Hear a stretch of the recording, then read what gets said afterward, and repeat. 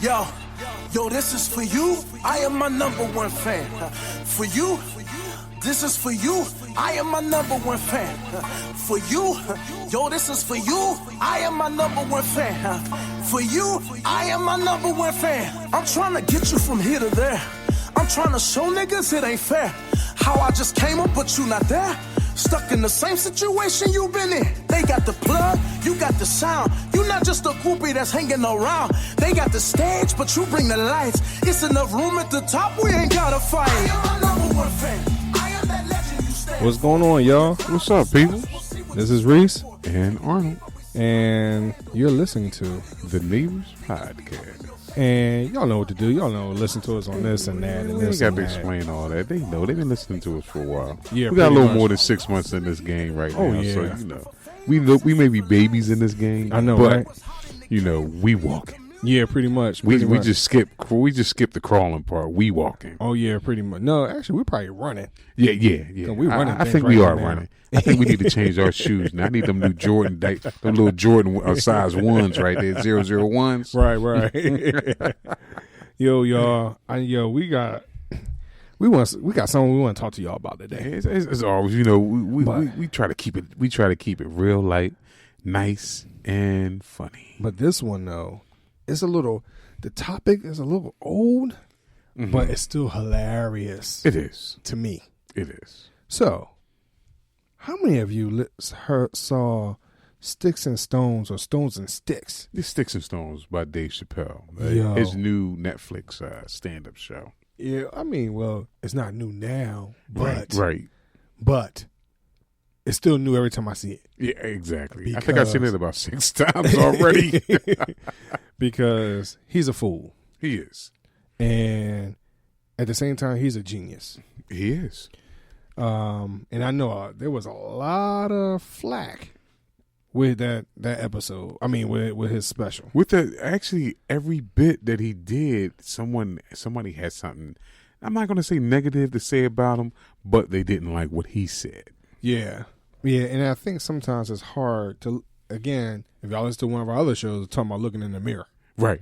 You get what I mean? Exactly. And I'm gonna start off by saying this. It's just comedy. It is. I mean, this is what this man gets paid to do, right? Right. This is his job. His job is to entertain. Right. Sometimes in the course of entertaining, a little truth might come out. Right. Because he always has, regardless of how funny the bit may be, right, he always has something. He makes you think. Yeah. He actually makes you really think, man. So there's this one part in his bit, though. I mean, it has, I can't tell you how many negative things I've seen on social media about it. Yeah. It's that everybody riding in that car. Right. Yo.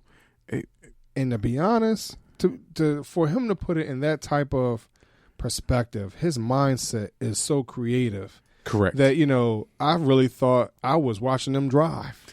And listening to that bit and actually closing your eyes and pretending to see who those people were in the car as he was describing them, you really couldn't get mad at that.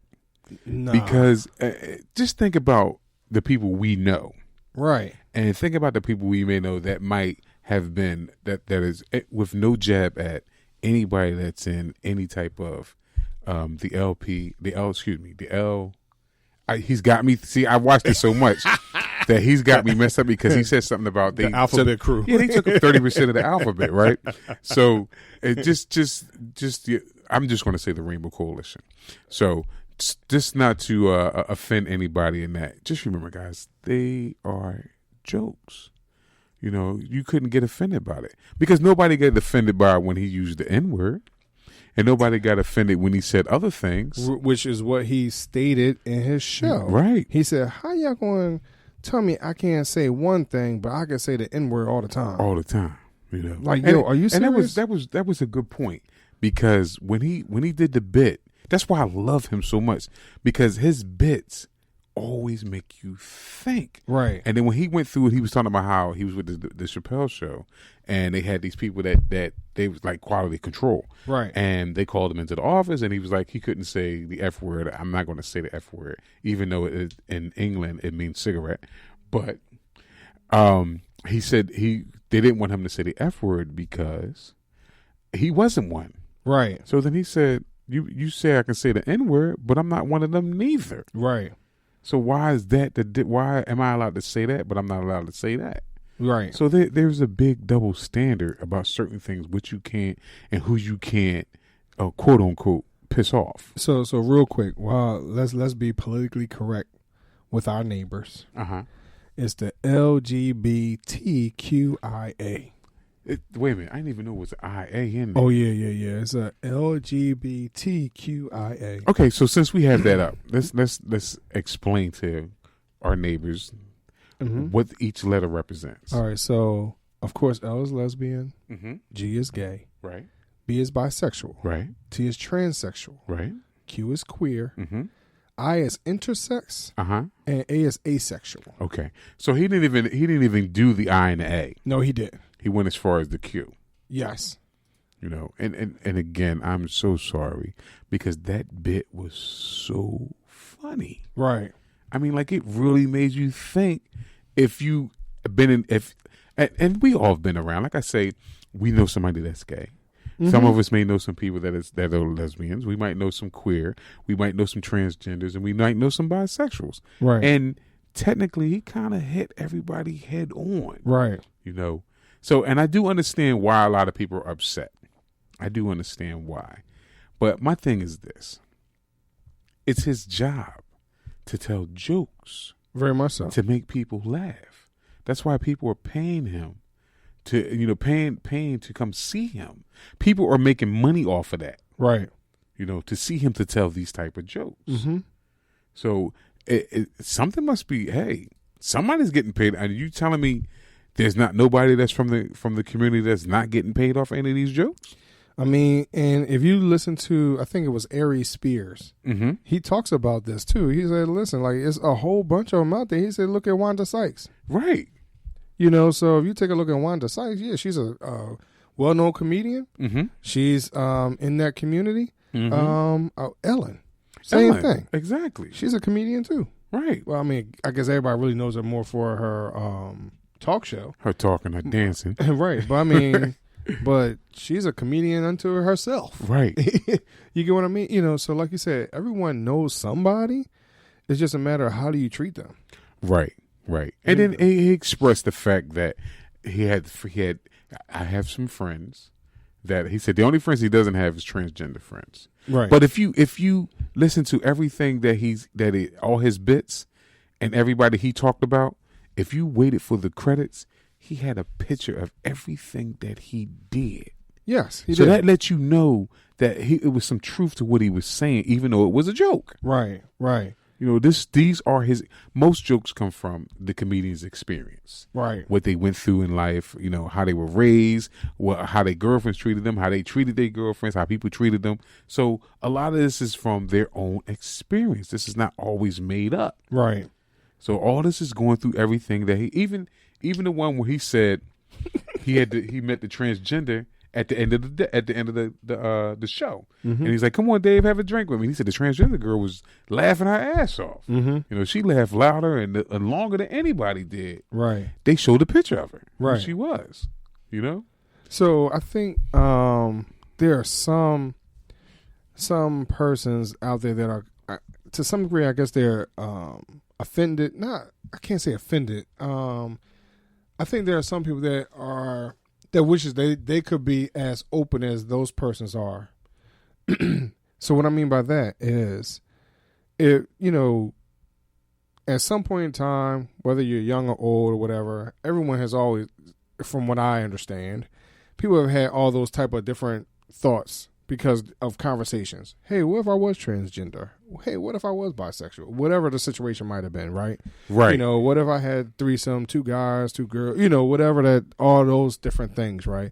So, and so what happens is just y'all having a conversation, you and your friends have a conversation, whatever. So you've had those ideas, and some people, I know in some conversations that I've had, as you listen to some people, to be honest, some of them, you could tell like they've had like some real deep thoughts about it. Like, yo, maybe I really want to have this experience with these 2 or 3 other people, but I really want this other person to touch me.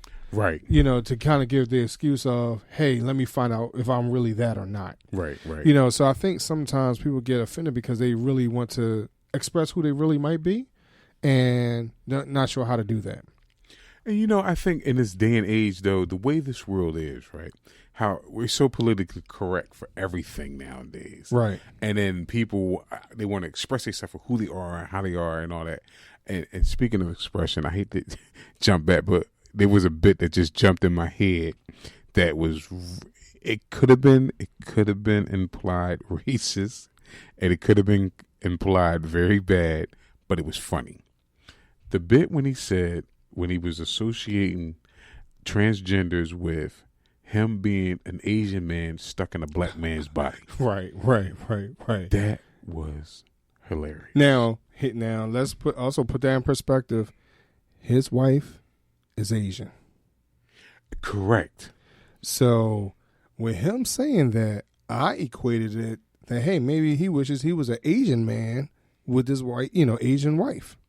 Who knows? You get what I mean? Just think about this. All right. I have nothing against transgender. I have nothing against people that are gay. Anybody that you are what you are, right, and you are who you think you are. That's your prerogative. Right. I have nothing against that. Right. But think about what he said when he said that if I walked around like this all day, an Asian man, and I'm trapped in a black man's body, but I'm saying I'm Asian, and you would think this is offensive. But why? Because transgender people say the same thing. You're right. They're female. I'm born male, but I'm a female trapped in the male's body. Right. You know, so some things that society has switched and they want to make us accept certain things. You know, they force that on you. And I'm not going to say they force it on you, but they do bombard you with a lot of stuff so you can accept it a little more. Mm-hmm. Because 20 years ago, it wouldn't be this much hoopla. And so I think when we were younger, mm-hmm. So, as you're talking about transgender, I know just making fun of those that are part of the I's in right. the LGBT. So those who don't understand what intersex is, mm-hmm. is right now is technically the other word for hermaphrodite. Oh, get out. So why they just don't use the word hermaphrodite? Yeah, I don't know. But if they use that, we know what it is. Right, they would. We know that a hermaphrodite is a person that's born with both sexes. Right. So that itself, that alone is a tragedy, because during the 50s and the 40s, when they had children that were born like that, right, the doctor would determine with the help of the parent what sex they would want that child to be. Right. So they would remove or close one of the organs. Right. So so I can see where it's one of them was to say, "Yo, I'm a girl trapped in a man's body." Right. Or I'm a man trapped in a girl's body. Right. Right. So I can see that. Yeah. But when you just have one organ, mm-hmm. and I associate with being a certain way. That's just like when he brought up the thing about what's the girl name that pretended to be black? Rachel Doloff. Oh, yeah, or something. yeah. She said I associate with being black. Right. That does not make you black. Yeah, I mean, and that's like the other Caucasian lady. She was on social media too, talking about, "Hey, I'm black." Right. I can't remember her name. She was just a common person. No, she didn't get national headlines like that. But, like personally, I associate with being a billionaire. I'm not a billionaire. Well, not yet. But listen, I mean, it's just, I guess it's a mindset, huh? Well, maybe it is a mindset.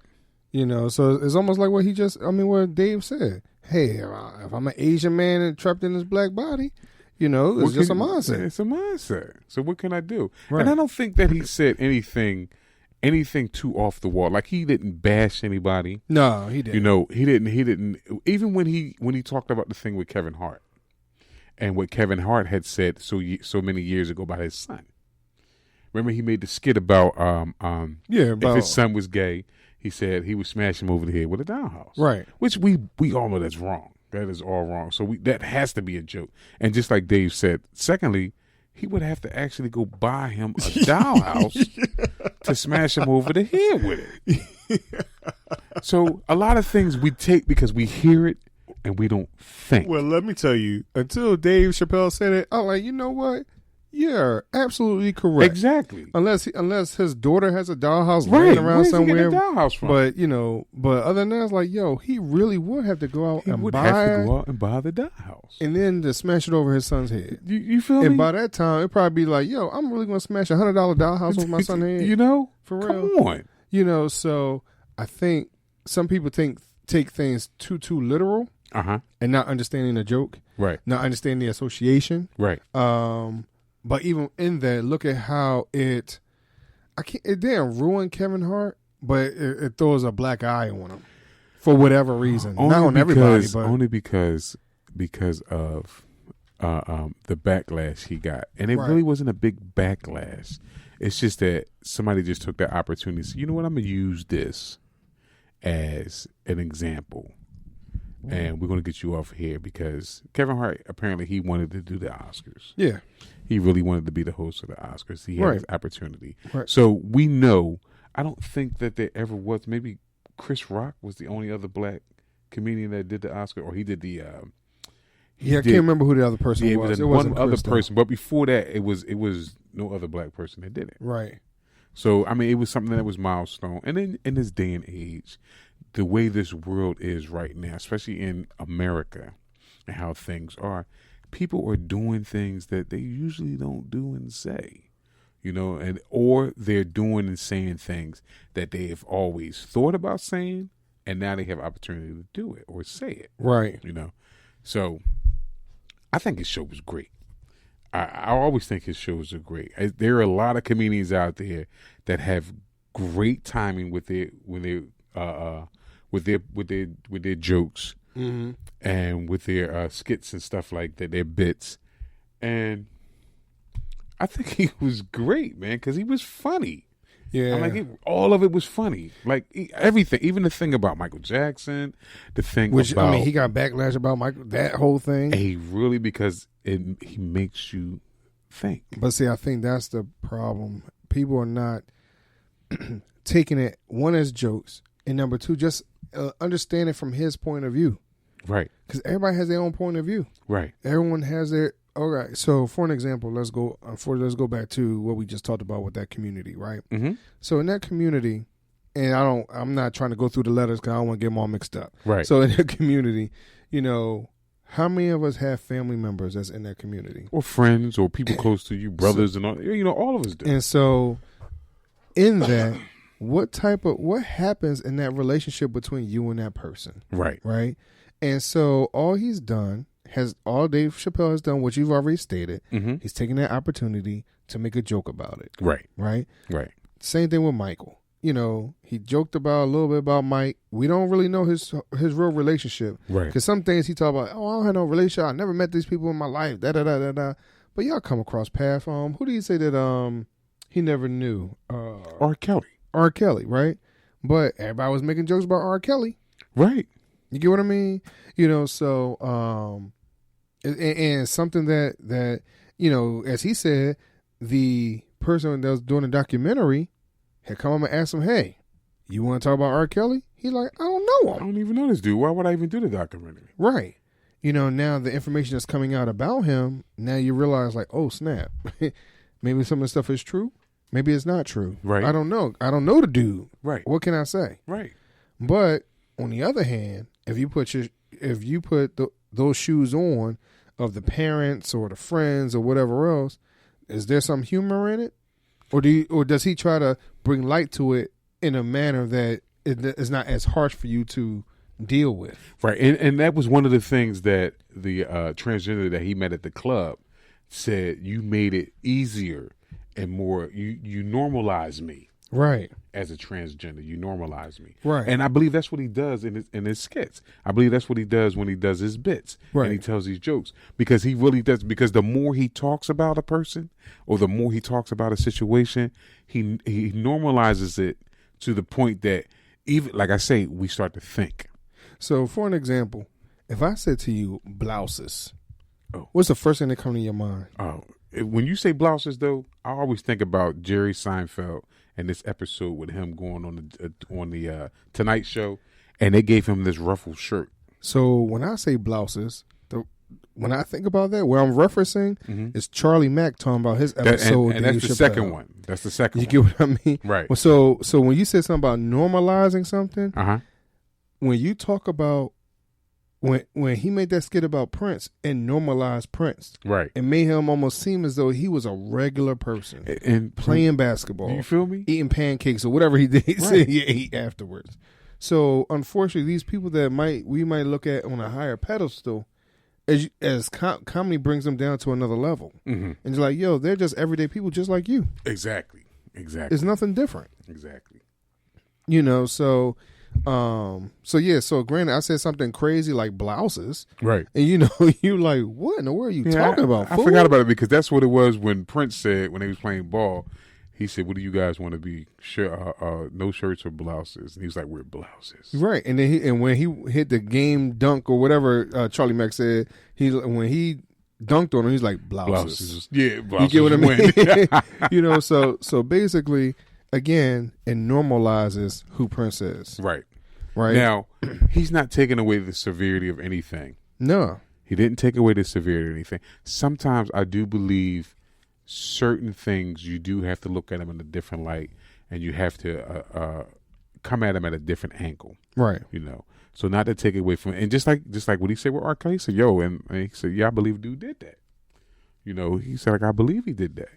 And he said, the reason I didn't do the documentary is because I've never hung out with this dude. Right. And when he said that, I had to think.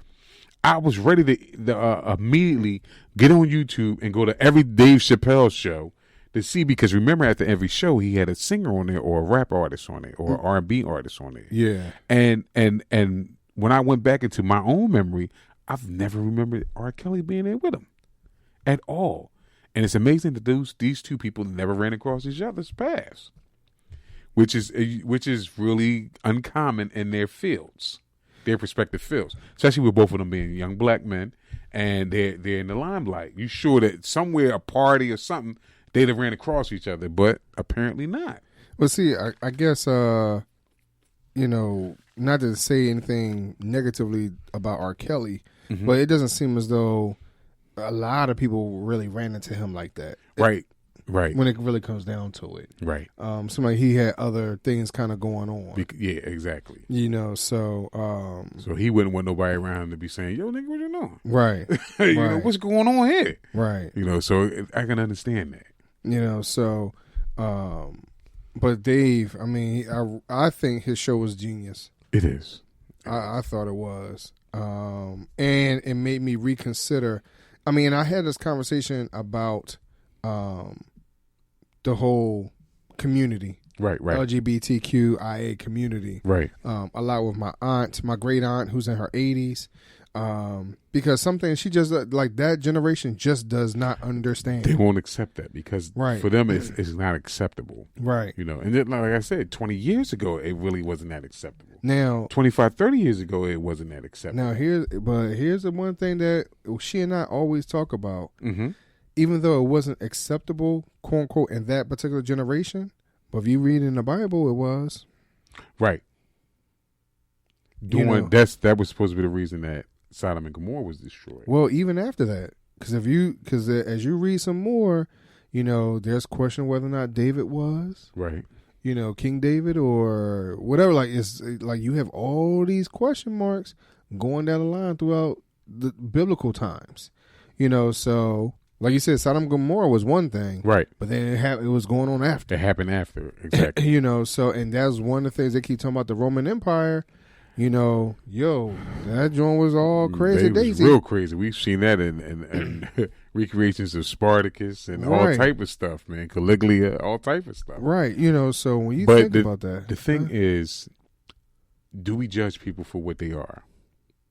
And do we judge people for what they do? If you're not breaking the law, if you're not hurting nobody, if you're not, causing any type of pain or trying to influence the masses to do something negatively, then I don't have an issue with it. It's the fear of something that's not like you.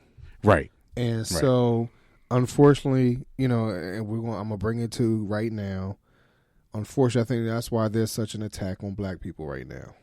Well, it's to some degree. It's always been an attack on us because we're not the same as everyone else. Yeah. We're the most revered, most loved, and the most hated. Right. I mean, if you most think copied about it, and everything. If you think about it, if we really stepped up to our potential, right, where will we really be? Exactly. Granted, let's reiterate, because we talked about this in the past too, how we talk about kings and queens, right? Right. Well, there's only could be one king at a time. Right. So everybody can't be a king. Everybody can't be a queen. True. But I understand just the importance of being able to uplift someone by calling them a king, by calling them a queen. I understand that part. That goes back to a show that we had about self-worth. Right. So that helps out with people's self-esteem and stuff. So I understand that part. Mm-hmm. But if we actually took the time to really improve ourselves, improved our community, mm-hmm. where would the black community be today? Right. Truth be told. Right. Exactly. Because right now we're fighting against ourselves. Yeah, I agree with you. I agree with you on that. And then when other communities start looking at themselves, Hispanics, mm-hmm. Asians, they're already doing their thing. They just do their thing quietly. Right. Jews, everybody knows Jews run the world. Yeah. Truth be told, so because they're in everything that's financial, growth, business, whatever, right? Right. So when you start looking at those that are actually trying to come up and that could actually take over everything, you start to eliminate your competition. True. I agree with you with that. I definitely agree with you with that. So that's why even though as many black people as you have that are millionaires, you have that less that's billionaires. Right. They can't get over that hump. Right. There's a lot of opportunity out here for you to pull up yourself by your bootstraps and make it happen. Mm-hmm. But it's very few to get up to that billionaire status. True. This is true. Yeah, as you take a look at, like, they talk about, Jay-Z, the first billionaire. Well, technically it was Dr. Dre, but okay, whatever. Then you take a look at Robert Johnson when he had BET, right? Or Oprah. Like, you had so many other people that were billionaires. What's the guy that just gave all the kids? He paid for all their tuition and stuff at Howard. Yeah, that was Johnson. Was that Johnson? Yeah, I think that was Johnson. I thought it was another brother that did that. We could look at that. Yes, we'll look that up. So as he's looking that up, y'all, our main focus was on Dave Chappelle and the newest Dave Chappelle show, Sticks and Stone. So if you haven't seen it, see it. Formulate your own opinion about it. Shoot us a DM if you like to, or comment. And let us know what you feel about the show. Did you like the show? Was you for the show? How did you feel about the show? Do you like Dave Chappelle? Right. Or what comedian do you think is better than Dave Chappelle? Let us know that. And so that person was Robert Smith. Robert Smith. I knew it was a Robert, but yeah. He paid for that whole graduating class. Yeah. Now there was no debt. Now, granted, there's some backlash to that also. Because, like, hey, why give it to those persons that go there that know that, hey, they're going to make the money back anyway when they graduate because of just the level of school that they're attending. Right. But, I mean, what's wrong with that, though? To me, there's nothing wrong with that. And I have to look at things in the bigger picture and in the longer run. So, by him doing that, what if you just created the most humanitarian person out of that class? What if that person developed something that ended all world poverty? Because of that. And that's fine. I think what it is that people are like, he could have done that with young people coming out of Cheney or Lincoln. Of course. Of course. Where those schools don't have the same esteem as Morehouse. They don't. They're all HBCs, but they don't. And you're correct on that, because you would think that coming from Morehouse you have a better chance than if I graduated from Cheney or Lincoln. Right. And so people kind of view that, they had something to say. So let's put that in perspective though. Everybody complained about Dave Chappelle's show. Right. Everybody, a lot of people complaining about R. Kelly. Right. Like, as the people that we're mentioning today. Right. People, complaining about R. Kelly. Now, granted, R. Kelly stuff is not necessarily natural. Right. Necessarily. I mean, if it's true, it's not natural. Right. People complain about Kevin Hart, Right. where, truth be told, as you stated, our community has not necessarily embraced those letters. Right. You know, so, and those of us, as you said about that generation prior to us, if they said, yo, your son gay, it was a fight. Exactly. You get what I mean? I didn't raise no gay guy. I ain't raised no punk. Yeah, not my son. You know, and let somebody call you a punk. Yo, you fought immediately on the spot. Exactly. You know, it was no doubt about that. So, I mean, and I understand the plight. I understand the plight of a person that's going through whatever they're going through. Right. That is in the that community. And all I can say is this. You have to accept people on their own terms for who they are. You know, you don't have to accept them if you don't want to. Right. You know, but you do not need to persecute people. You do not to chastise them. And again, saying that even though people may take Dave Chappelle's comic relief as a shot at them, it's just comedy. It's just comedy. It's just comedy. That's all it is. It's just comedy. It's not that deep. Dave is not out here trying to, provoke anything or any harm to anybody. So it's just comedy. You know. Do y'all know where that phrase come from? It's just comedy. Do y'all know where that came from? Yeah, I forgot his name. It's a comedian. It's a yes, comedian. it was. Yeah, and that used to be his catchphrase after he said something and somebody got upset. Right. You know. Right. So that was his catchphrase. It's just comedy. And that's what it is. Because if you think about this, I don't know if any of y'all that know Lenny Bruce and George Carlin and Big Mama Thornton and Richard Pryor. Of course, you've probably heard of Richard Pryor. But a lot of those paved the way for a lot of these comedians to say the things that they say today. Right. Because there used to be some type of censorship. Or you couldn't say that there were 7 words that you couldn't say on TV. I mean, all right. So let's put that in perspective. Mm-hmm. You had someone like Richard Pryor who started off on the Bill Cosby tip. Exactly, because Bill in his heyday and at his peak on his tours, Bill has yet to have cursed on any of his comedy tours. Right. He has never cursed. Right. You know, he always prided himself as a straight comedian that wouldn't have to curse. Sinbad is another one that does that. Yeah. You know, but like you said, everyone is not. Everyone. I think because they are clean, they don't get. Some of them don't get the notoriety that they should. Right. You know. I'm trying to think who. There's someone else that's clean too, like that. It's not that many. Hamburger. What's his name? Who? Oh, the boy that used to say Hamburger. Oh, what is his name? I can't think of his name. Oh, but I see his face. I know you're talking about. You know, so there were some people that didn't curse. Mm-hmm. That because every comedian has said something that's a little edgy. All period. Of them have. You know, so Dave Chappelle won't be the first, and he will not be the last. Kevin Hart talking about how he was technically what he said about his son, what he would do to his son. It shows how he was raised. Again, that's our community, right? You know, when they talk about getting beat with the belt.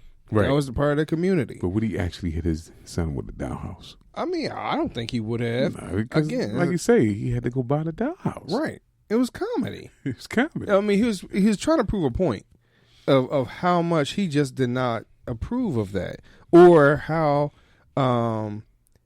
we do not accept those type of labels on our children sometimes. Right. You know, because we don't accept them because that's the way we were taught. Not right. necessarily by our parents, but by our peers right. and those around us, because society dictates. And society changes every 20 years. Right. It changes what they feel is wrong or politically correct or correct in society. Right. So society changes that. You know, it's wrong to do this, it's wrong. Now, you know, there was a time where you couldn't eat certain food, but now they're like, oh, you can eat it now. Yeah. So what was the difference 20 years ago that I couldn't eat it? Yeah. Or 10 years ago that I could eat it, but now I can eat it? Yeah. Because you're trying to sell it and get rid of it. So if you just we all have minds. We all formulate thoughts. We all formulate our words that go with our thoughts and our feelings that go with our words and our thoughts. So whatever you feel that you want to do, whatever you like, and it's not hurting nobody and it's not doing no harm to you, feel free to be and do what you want to do.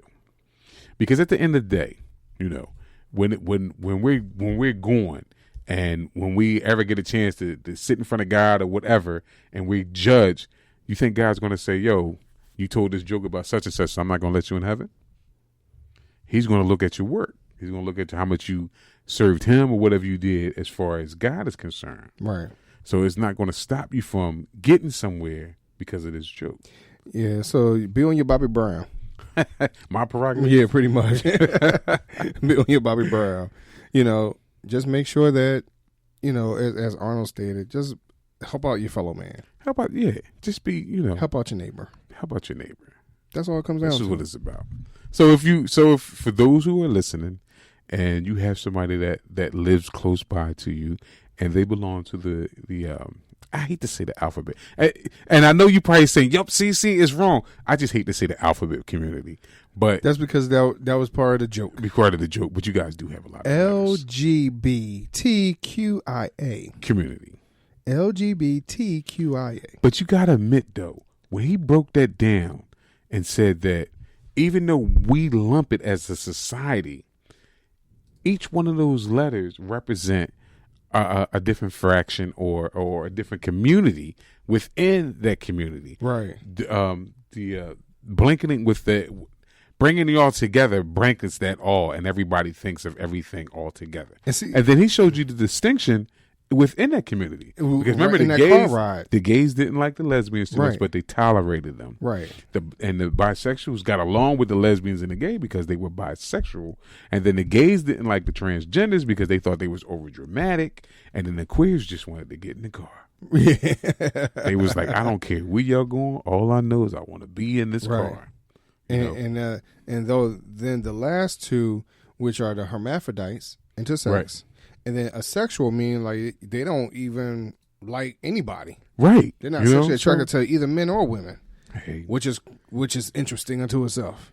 So it is, to classify, eventually those that are heterosexual, mm-hmm. we will be part of the alphabet soon.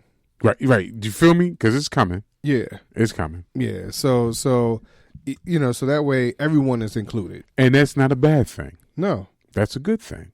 That way we all can be on the same page. Right. And maybe somebody needs to think about that for a second. How do you put heterosexuals into that? How do you put them into that? Right. Because we're not the enemy.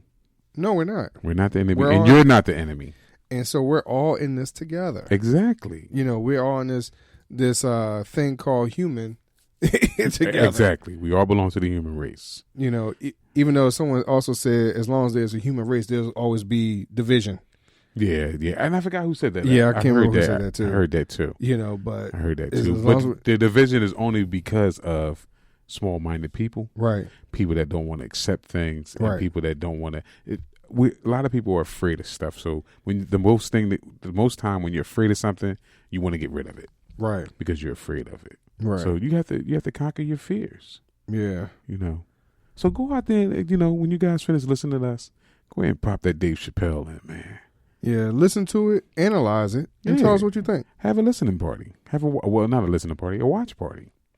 And you guys let us know. Because I really would like to hear what y'all have to say. Yeah. And those that are part of that community, LGBTQIA community, tell us, tell us really how you think about it. Because there were some. For real. Because really, within your community, it's like y'all so split. Right. Everyone's now on the same page. Right. And I think you'll never have everybody on the same page anyway. So, but I mean, it is what it is. It is what it is. It is what it is. So, y'all, it's time to pay some bills. I hate this part. And if y'all listen to our last show, when we talked about if y'all could figure out a way for us to pay these bills and not have to worry about it and just talk to y'all 24 hours a day, 7 days a week, let us know. Please. I mean, we'll gladly talk to y'all. We enjoy talking to you guys. So we enjoy y'all coming up to us in the streets. Yep. It's hilarious. It is. And I can think of one incident, but I'm not going to talk about it. I mean, for those of you that think that we're superstars, we're on our way. Mm-hmm. But you're coming with us. Yes, you are. Because you are our neighbor. Yeah. And we got a clown car, y'all, so we can hold a lot of people. Yo. We talking like 30, 40. Yo, and we're thinking about getting a motorhome, Uh-huh. a couple of tour buses or whatever. And we can travel the country. Look, we can take this show on the road. Yes. I mean, because all of us are characters. That's right. You get what I mean? So, but we love y'all, and we hope that y'all continue to stay tuned to us. Yes, and y'all have a great and blessed week. All right, y'all. Peace. Peace. You are the agent and we look for change.